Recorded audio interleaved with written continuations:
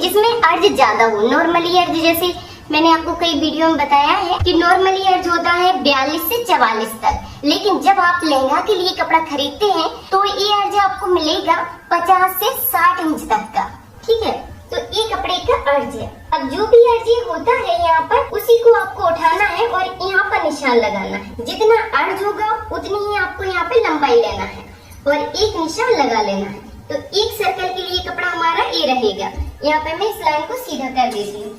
तो एक सर्कल मिल गया है हमें इस तरह। अब आपको क्या करना है, दूसरा निशान सेम लगाना है। जितना यहाँ पर था बस उसी को फिर पकड़िए और यहाँ पर एक निशान और लगा दीजिए।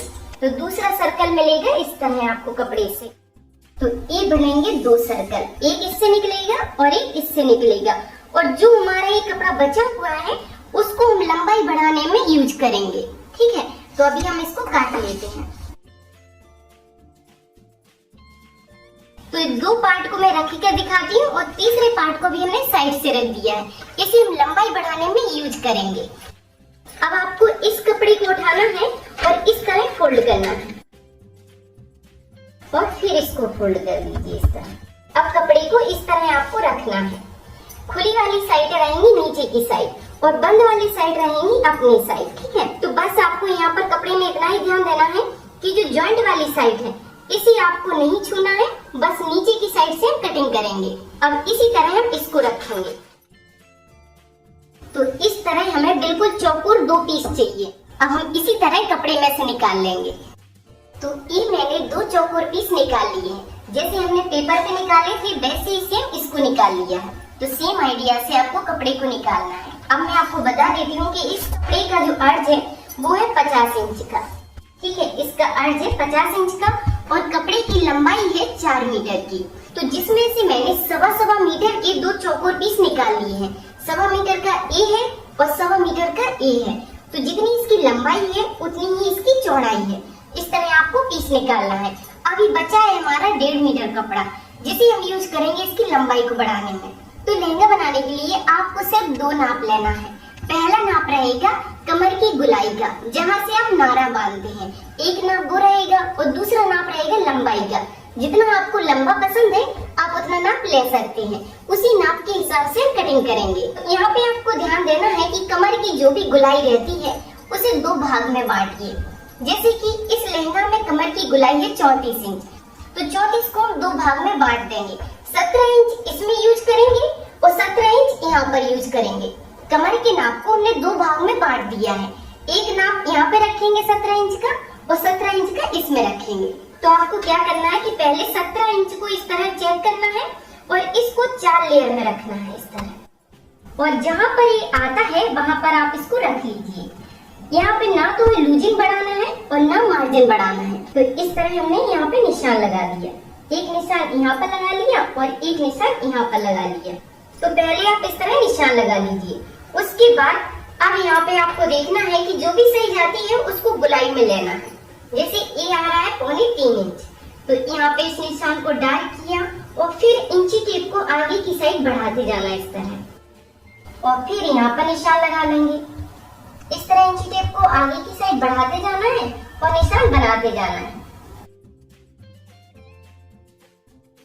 इस तरह आपको इसको गुलाई से घुमाते हुए निशान बनाना है। उसके बाद अब ऊपर की साइड इसका मार्जिन लेंगे। तो इस तरह आपको कमर के लिए निशान लगाना है। उसके बाद अब यहाँ पे जो भी लंबाई है उसको आप मिलाते जाइए। इस तरह इंची टेप को रखिए और कपड़े के अर्ज के हिसाब से लंबाई यहाँ पर आ जाएगी और जितना ही यहाँ पर आ रहा है उसी हिसाब से आपको इंची टेप खिसकाते जाना है और इस निशान को लगाते जाना है।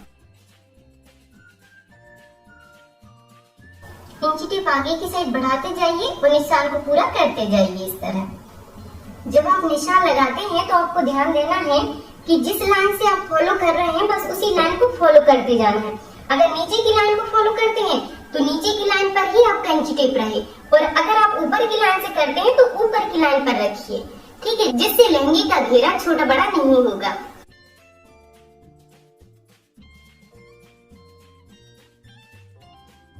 अब हम इसी निशान पर इसकी कटिंग कर देंगे। पहले यहाँ से कटिंग करेंगे और फिर हम इस लाइन पर कटिंग करेंगे। सब्सक्राइब करें राधिका ट्यूटोरियल्स को, सिलाई से जुड़ी हर एक चीज सीखने के लिए, और बेल बटन दबाएं ताकि मेरी हर एक वीडियो आप तक पहुंच सके।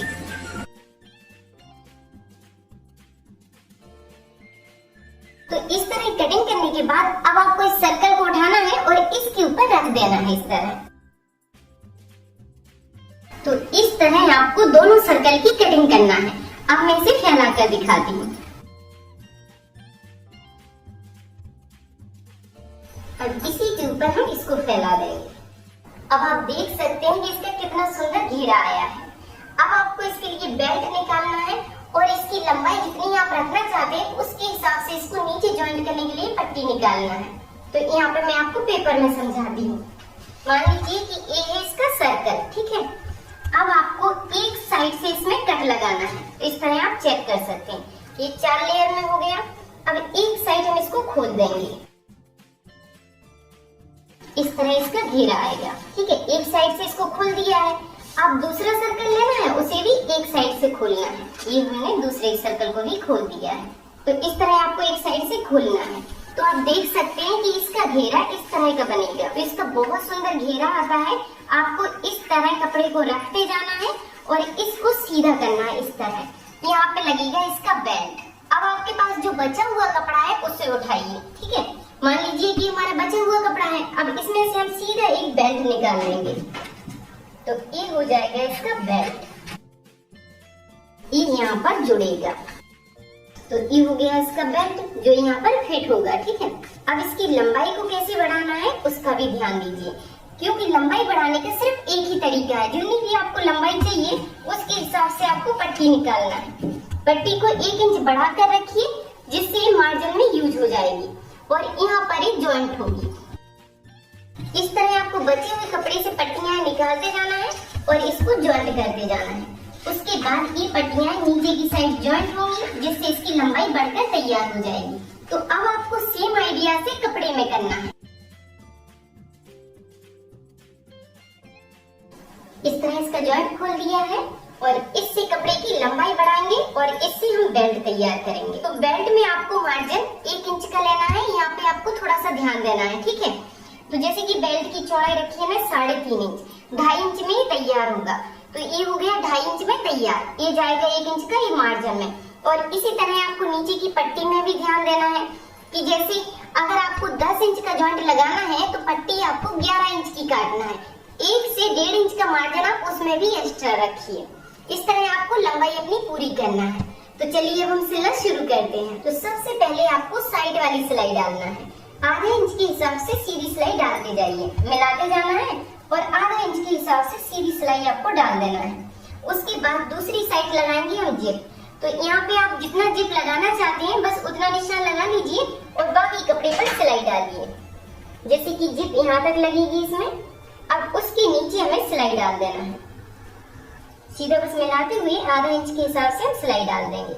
ये निशान लगेगा जिप का और उसके बाद जो भी जिप हमारी बड़ी होगी उसे हम काट कर निकाल देंगे।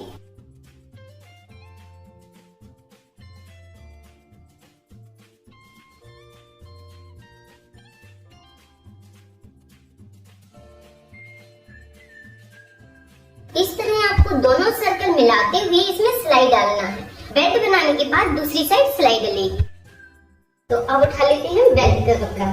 ये ले लिया हमने बेल्ट का कपड़ा और इसको बीच से काट कर निकाल लेंगे। इसको 2 भाग में करेंगे।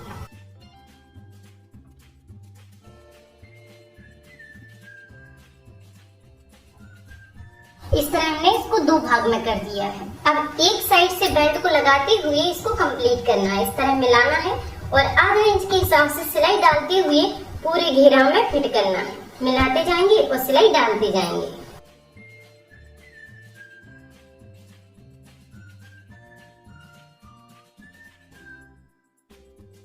इस तरह आपको गोलाई से इसका बेल्ट लगाना है।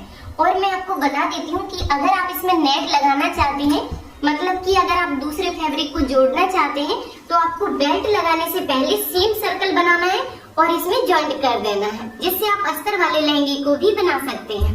ये कपड़ा बहुत हेवी है, इसलिए मैं इसमें दूसरे कपड़े को नहीं जोड़ रही हूँ। अब आपको क्या करना है कि इसी बेल्ट में दूसरी पट्टी को ज्वाइंट करना है। तो अब हम इन दोनों को ज्वाइंट कर देंगे। इस तरह उल्टा पकड़ना है आपको उल्टा किया और इसको मिला लिया। इस तरह मिलाना है आपको और बस बराबर से मिलाते हुए सिलाई डालना है। और नीचे की साइड हम 2 इंच छोड़ देंगे क्योंकि अभी हमें इसे लंबाई बढ़ाने के लिए कपड़े को जॉइंट करना है। तो नीचे की साइड थोड़ा कपड़ा छोड़ना है और बाकी ऊपर से सिलाई डालकर इसको कंप्लीट करेंगे।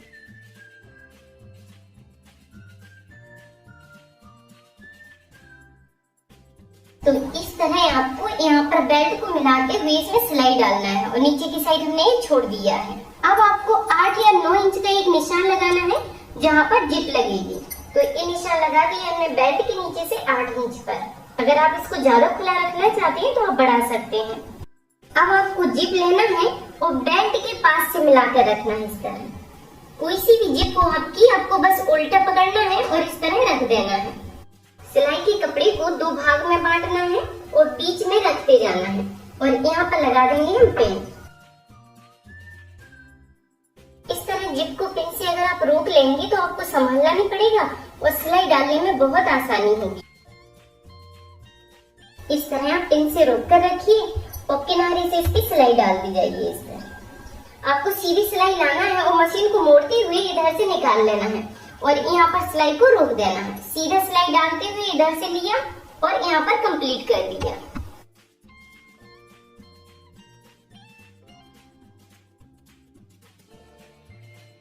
तो इस तरह आपको जिप में सिलाई डालना है। उसके बाद एक बड़ी हुई एक्स्ट्रा जो जिप है उसको हम काट के निकाल देंगे।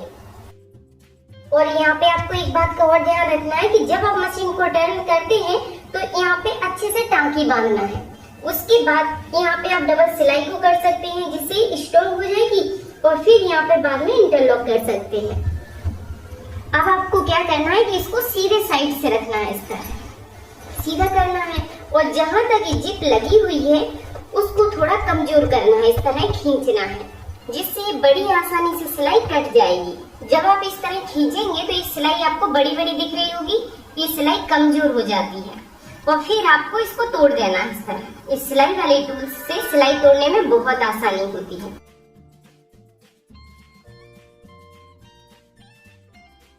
तो इस तरह आपको इसके धागे को तोड़ना है, फिर आपकी चेन बड़ी आसानी से लगकर तैयार हो जाएगी। अब उसके बाद चेन को खोल देंगे इस तरह। अब हमें दूसरी पट्टी को उठाना है और बेल्ट में ज्वाइंट करना है। तो पहले जो हमने बेल्ट में से पट्टी को काट के निकालना था उसी को हमने ले लिया है। अब इसके ऊपर बस मिला के रखना है और इसमें सिलाई डालते जाना है जिससे चेन इसके अंदर फिनिशिंग के साथ छिप जाएगी और फिर ये दिखाई नहीं देगी। अब बड़ी हुई चेन को हम काट कर निकाल देंगे इस तरह। अब बस आधा इंच के हिसाब से सिलाई डालते जाना है और इसको कंप्लीट करना है। इस तरह आपको ज्वाइंट कर देना है।